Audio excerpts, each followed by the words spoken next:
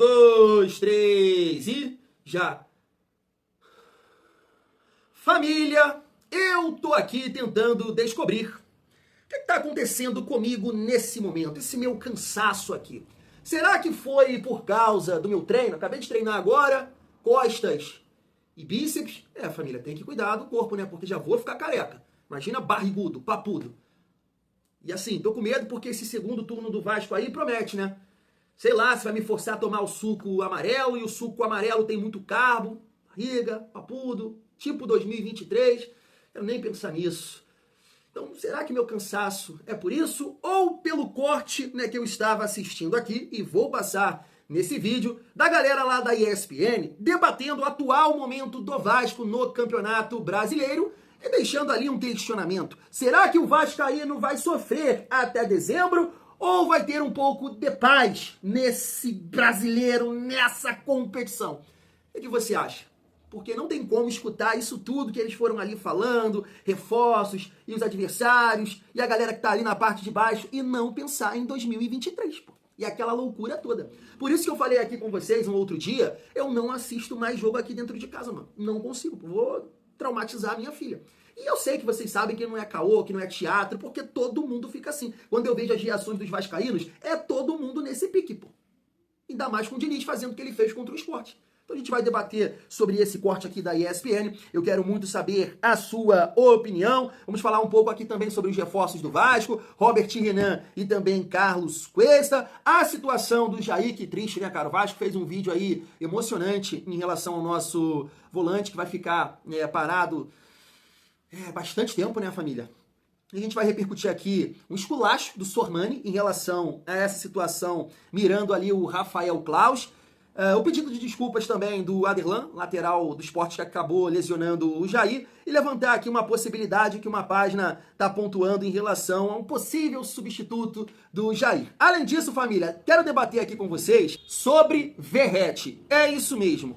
Eu tava vendo a galera lá do grupo de membros que colocaram um vídeo lá do Lucas Pedrosa debatendo nesse sentido, falando da situação, né, do Verratti, até por esse último jogo, que o Diniz segurou o Pirata até o final, até terminar a partida, ele se arrastando em campo. Então quero passar esse corte aqui para vocês, pra gente debater um pouco mais dessa situação aí do nosso artilheiro Pablo Verratti. Então chega aí que a resenha tá show de bola, mas antes, deixa eu te pedir aquela moral. Se não for inscrito aqui no canal Vasco em Família, se inscreve, deixa o like, ativa o sininho para não perder os próximos vídeos, comenta e hypa o vídeo para fortalecer o trabalho do Thiagão. E deixa rapidamente eu falar aqui da parceira do canal, que é a GoCase. Vou deixar o nosso cupom aqui embaixo e também o QR Code. E nesse momento, família, eu vou blogueirar. Tem esse termo? Não sei. Mas olha aqui, chegou os produtos do Thiagão.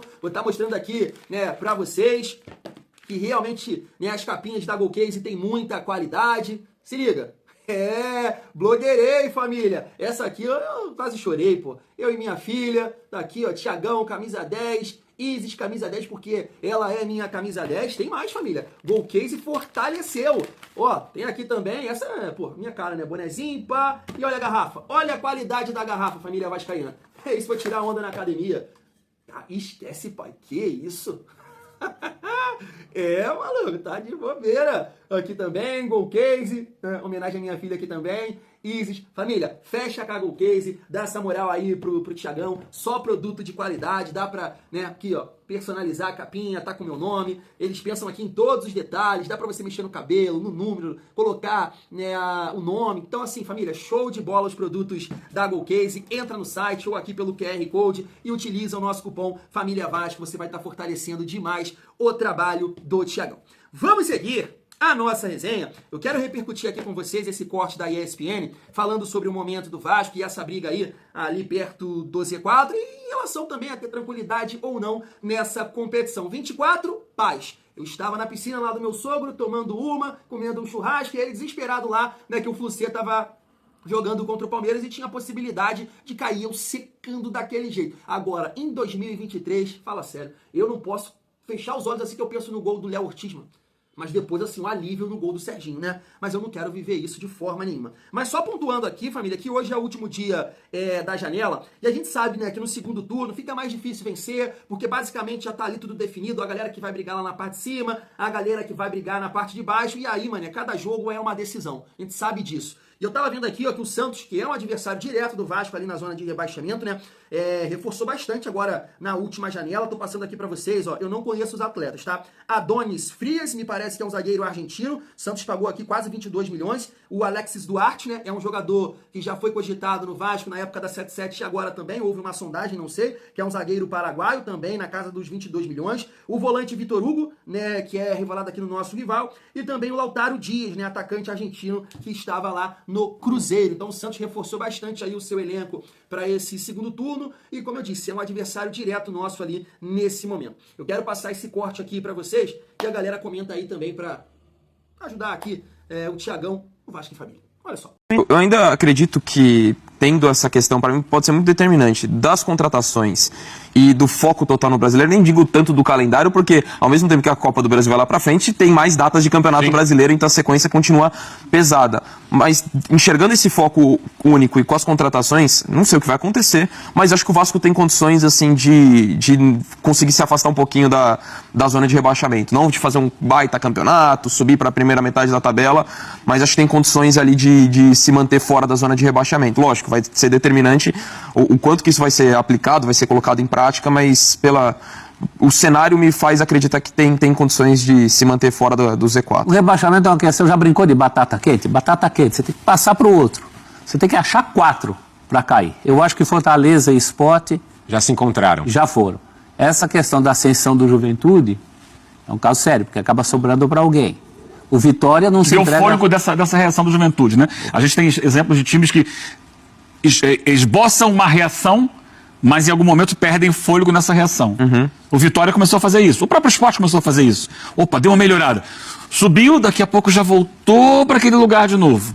Então é uma coisa que a gente tem que medir rodada a rodada. Repito, olhe pro Bragantino, veja o Bragantino descendo a ladeira. Não conta, torcedor do Vasco, não conta com o Bragantino. Não vai contar com ninguém, não. O Vasco tem que fazer o dele. Você sabe, o ano passado tinha um time mais ou menos nessa situação do Bragantino, Criciúma. que era o Criciúma. O Criciúma dependia só das tais poucas vitórias. Elas não vieram.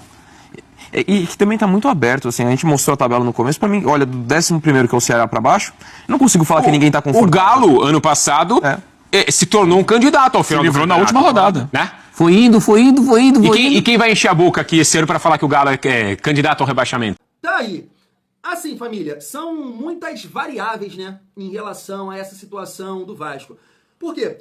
Os reforços vão ter impacto nesse time? Carlos Cuesta, Robert Renan, Matheus França, Andrés Gomes? Se sim, acredito que o Vasco, né, vai sair dessa situação e ter mais tranquilidade. Se isso não acontecer, vai ficar complicado. Um outro ponto é o nosso treinador, né? O nosso treinador, ele tem que colocar para jogar no momento certo. Eu sei, assim, família, que é complicado a gente falar isso, né? Porque o cara é profissional, o cara estudou para isso, foi jogador, é treinador, então a gente fica falando aqui, mas assim, é uma visão, uma opinião que muita gente concorda, né? Eu acho que tá todo mundo batendo nessa mesma tecla em relação ao Diniz. Equilíbrio, marcar melhor, modificar no momento certo, tirar jogadores que estão se arrastando dentro de campo. E ele não tem esse olhar. O Diniz não tem esse olhar. Então, assim, é o que eu falo aqui com vocês. Se você pegar nos últimos 10 anos, no começo com vocês, nos últimos 10 anos, e eu pedir para você destacar as melhores atuações do Vasco, as melhores 10 atuações do Vasco, você vai destacar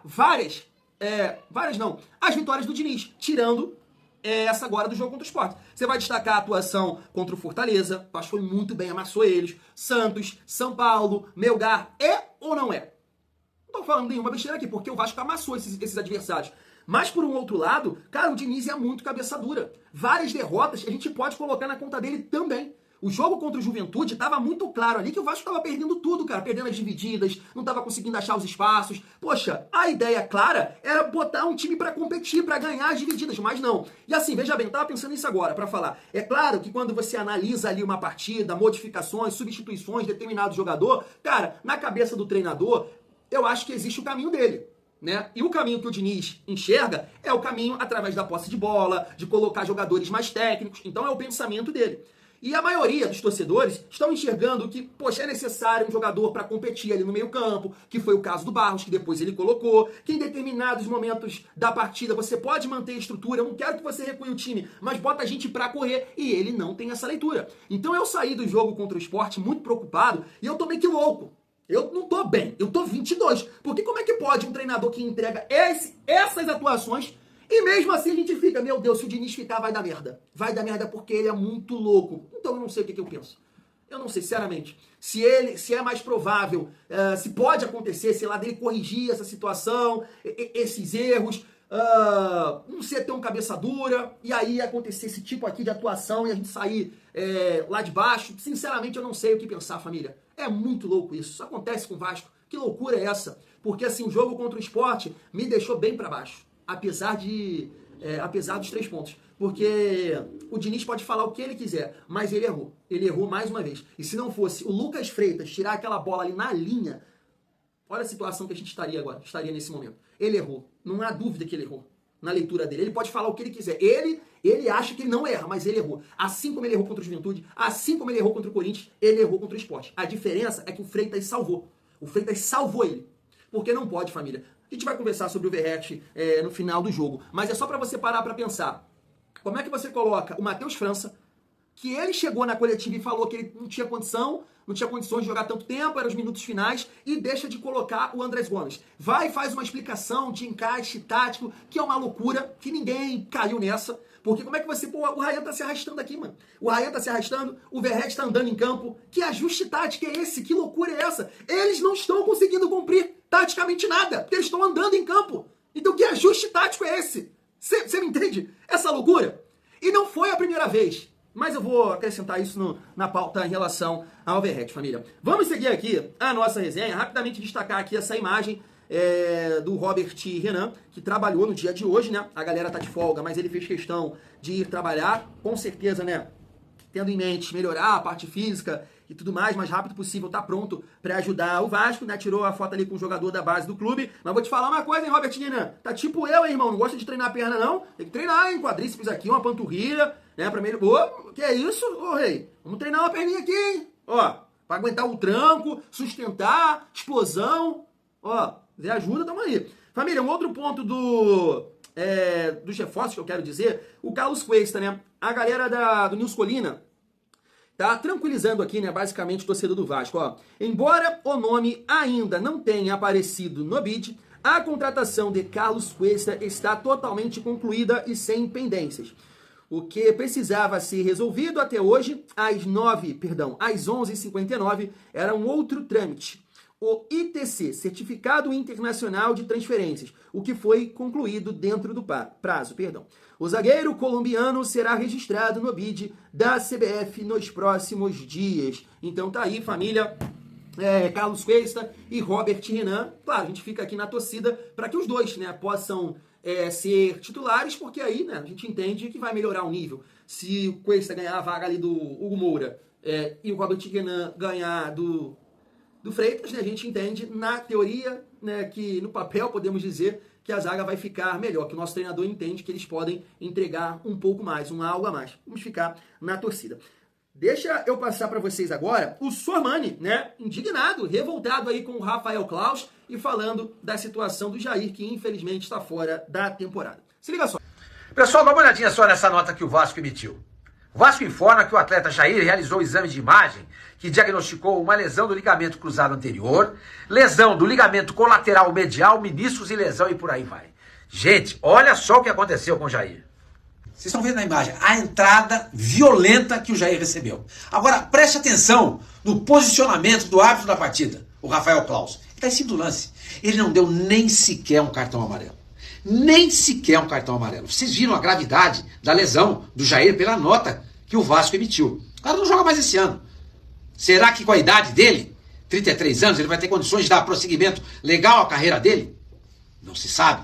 Mas o duro nessa história toda não foi só a entrada violenta do jogador de esporte. É a arbitragem ser conivente com esse tipo de jogada durante a partida. Qual é a conivência? Você não intimidar. Você não dá um cartão amarelo, você não dá um cartão vermelho, que era o cartão a ser exibido nesse momento. Rafael Claus, que coisa, hein, Claus? barbaridade. É o exemplo típico, é a prova cabal, é o exemplo mais bem acabado da falência da arbitragem brasileira. E aí, família, a página CRVG News BR até levantou aqui a possibilidade do Brian Grance, né? Que ele já jogou pelo profissional do Olímpia e o Vasco contratou ele recentemente, né, para a base. De repente é um jogador ali que o Diniz vai olhar. Assim, não sei, né? Não sei, porque eu comento aqui com vocês que o nível do futebol paraguaio não é lá essas coisas. Mas tem um volante que me chama muita atenção, né? Que a Copinha eu acompanhei, que eu sempre esqueço o nome dele, cara. Eu vou falar aqui, mas eu corrijo na edição se eu tiver errado. Elder. É Elder, né? Cara, gostei muito dele. De repente pode ser um jogador ali para você subir e figurar, né, no profissional, que é um segundo volante, tem muita qualidade, bom no passe longo. Em relação ao Brian Grance, né? É difícil imaginar, porque a gente não sabe, né? Por mais que ele já jogou lá no profissional do Olímpia, não sei. Vamos acompanhar, vamos aguardar. E para finalizar o nosso vídeo, deixa eu passar aqui esse corte do Lucas Pedrosa falando sobre Pablo Verratti. Tá na tela. Ele diz que o Verratti é um cara que, se você for pegar estatisticamente a questão do cansaço dele, ele não cansa. Sim. Ele vai até o final do jogo com um padrão de cansaço bem irregular, enquanto outros jogadores, como o Coutinho e o Nuno Moreira, cansam muito mais rápido do que o Verratti. O Vasco, antes, quando ele explicou isso, não tinha banco para substituir o Verratti. E o Vasco continua não tendo banco para substituir o Verratti. O Verratti não tem um substituto que seja centroavante de fato. Então você tem que sempre fazer improvisações. Aí ele explicou isso e ele explicou também a questão da bola aérea, que a defesa do Vasco não é uma defesa alta e o Verratti é um cara que é muito bom na bola aérea defensiva também. Ok. Passa o jogo contra o Santos, encontramos aqui uma possibilidade de jogar sem o Verratti. Isso não quer dizer que a gente tem que jogar sem o Verratti, sim, mas era uma possibilidade. E ele repete a escalação com o Verratti. Depois ele tira o Verratti, o time não vai bem. Aí volta o Verratti.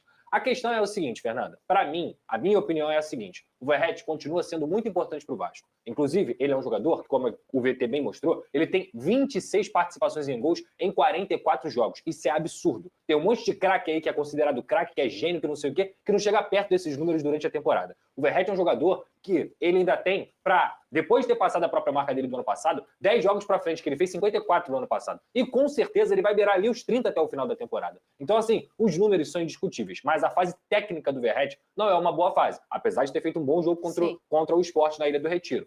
A torcida, que é razoável, porque tem muita gente que é abutre, tem muita gente que perde a noção completamente de um jogador que salvou o Vasco nos últimos 2 anos do rebaixamento e conseguiu fazer o Vasco ter uma boa campanha no ano passado. A torcida que é razoável, ela enxerga o seguinte: o Verratti, ele tem que ser titular, ele pode continuar jogando, ele só não pode ser intocável, ele só não pode ser um jogador que joga 90 minutos todo jogo. Então, essa é a pergunta, eu acho, concordo plenamente. O Verratti não pode ser intocável. Hoje o Fernando Diniz tem o Matheus França, o Carlos Andrés Gomes, o David, entre outros jogadores lá na frente, que podem entrar e conseguir substituir o Verratti, até mesmo deslocar o Ryan para essa função em determinado momento do jogo, para que você continue tendo válvula de escape e velocidade. Eu sou a favor do Verratti ser titular. Eu não sou a favor do Verratti jogar 90 minutos todo o jogo. Isso eu acho um erro, porque ele é um jogador que não tem característica de contra-ataque. Ele não é esse cara. Então, para mim, o grave problema é esse. Não que o Verratti seja um problema. O Verratti é solução, e é solução para o Vasco há muito tempo. A questão é que ele não pode ser intocável. Isso eu concordo. Pedrosa, foi deselegante, hein? Abutre? Não é por aí. Eu não sou abutre, não sou. Tenho certeza disso e defendo o Verratti no banco. Não acho nenhum absurdo, tá? Família, antes, eu tava até vendo aqui esse corte do Lineker, né? Falando sobre essa situação, e ele tem um pensamento muito parecido com o meu, né? Eu comentei isso aqui sem ver o vídeo dele, mas ele falando a mesma coisa, né? Que o Diniz está queimando o Verratti, e eu concordo com isso, tá? Concordo muito com isso, porque eu que defendo o Verratti no banco, eu cheguei aqui e falei, não falei com vocês? Gente, tá todo mundo, a maioria, criticando o Verratti porque ele não saiu, que o Diniz não tirou, tá focando nisso, e esquece que ele participou dos 3 gols do Vasco. De uma maneira ou de outra participou. Escorou a bola pro Mita, ganhou a bola no alto, dividiu com o zagueiro pro segundo gol do Coutinho, jogada do Nuno, e bateu o pênalti. Tá todo mundo esquecendo disso. Mas eu concordo plenamente com o Lineker, esse é o meu pensamento, tá queimando o Verratti. Porque ali com 10, 15 minutos, vem Verratti, tu já fez o teu papel, irmão. A gente ia exaltar aqui, ia focar, caraca, Verratti foi fundamental. Mas não, fica deixando o cara ali se arrastando em campo. E é isso, não é a primeira vez. Não foi a primeira vez. Esse jogo do Sport foi o retrato do jogo contra o Internacional, que o Verratti não conseguiu ajudar, que o Verratti não participou, que o Verratti não puxou contra-ataque, o Verratti até atrapalhou no jogo contra o Internacional. Família, é questão de lógica. Eu sei que existem alguns argumentos para defender ali o Verratti em campo, que é a questão da bola aérea. E só. Porque até pra fazer parede, pra ele ganhar a bola no alto, né, o chutão, ele não tem força. Ele não tem perna. Como é que ele vai fazer isso? Então tem um argumento, na verdade, que defende a permanência do Verratti, que é a bola aérea. Mas isso o Diniz faz insistentemente e as coisas não acontecem. O Vasco ganhou um jogo que foi esse, cara. Contra o Del Valle, apesar do jogador um jogador a menos, cara, não tinha como ficar com ele. Contra o Internacional, não tinha como ficar com o Verratti. Ele não agrega. Quando o Vasco tá sendo pressionado, marretado, ficando só atrás da linha da bola, não existe ter o Verratti em campo, gente. Não existe. Ele não vai participar dessa linha aqui do campo. Como é que o Verratti vai participar se ele não consegue dialogar, se ele não tem velocidade? A partir do momento que o Vasco perde esse controle do jogo e consegue levar a bola no Verratti, se o adversário cresce e começa a te pressionar, ainda tendo o cansaço, o desgaste, não tem porquê ele ficar em campo, Diniz. Não tem porquê. É uma loucura isso. E tu tá enlouquecendo todo mundo e tu tá queimando o cara. Essa é a realidade, pô. É questão de lógica, gente. Como é que tu vai ter um cara de quase 37 anos, pesado, lento e fraco tecnicamente, jogando aqui na linha do seu meio-campo? Que loucura é essa? Então vale só esse argumento da bola aérea, porque tu tentou isso contra o Del Valle, contra o Internacional e vários outros jogos. Não dá, pô! Não dá! É muito mais você ter um jogador de velocidade lá que tu vai segurar também. Que tu vai preocupar os caras também. Caraca, o Vasco tava no mano. Se você jogar na velocidade ali com o jogador pra puxar o contra-ataque, esperar o time sair, o Vasco ia criar diversas oportunidades. Porque ali num período de 10 a 15, 20 minutos do segundo tempo, o Vasco teve 2, 3 chances de puxar um contra-ataque, mas vai puxar como? O time exposto, com o Verratti, não vai, filho. O Barros tem uma bola, foi um erro do Barros, conhecendo o Verratti. Chega bem, enfia a bola pro Verratti. Como é que ele vai lá, gente? Tava no mano. Se é o David, com certeza ganharia na velocidade do zagueiro. Então, assim, não tem justificativa. E eu vou bater nessa tecla. Não está jogando contra mim. Não está jogando contra o Pedrosa. Não está jogando contra você. Botafogo e Ceará. Agora, tu acha que o treinador do Botafogo, tu acha que o treinador do Ceará vai cair nesse papo dele? Eles vão gostar. Continua fazendo isso, pô. Continua deixando o time pesado em campo, sem possibilidade de contra-atacar, de ter velocidade. Diniz é o único no mundo que faz isso, gente. Minha gente. É o único no mundo. E assim, outro ponto que eu discordo ali do Pedrosa, que o Verratti é um titular absoluto do Vasco. Não é. Eu não sou abutre e debato isso aqui com vocês. Não, a gente não tem que falar que o Verratti não presta. Isso é um absurdo. Isso não existe. Porque o Verratti é o artilheiro do ano, o Verratti é o artilheiro do Vasco, mas essa coisa do Verratti é titular porque não tem reserva, isso é uma mentira. Isso é uma mentira. O Vasco deu de 6 no Santos. Ah, mas foi um jogo, isso é aquilo. Mas dá pra ter ali. Dá pra ter o Ryan ali. Dá pra ter o David ali. Não pode usar essa justificativa de não tem um reserva. Vários times não têm reserva pro centroavante. Ou tu acha que a torcida do Fluminense tá satisfeita com o Everaldo? Ficou no jogo contra o Internacional. Mas tá todo mundo reclamando contra o Bahia. Eu vi vários, eu pego aqui as reações reclama do Renato porque coloca o Everaldo e deixa o Cano no banco.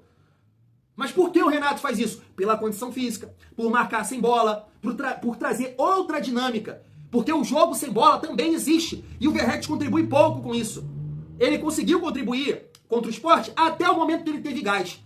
Depois, acaba. Não existe necessidade de ter Verratti em campo.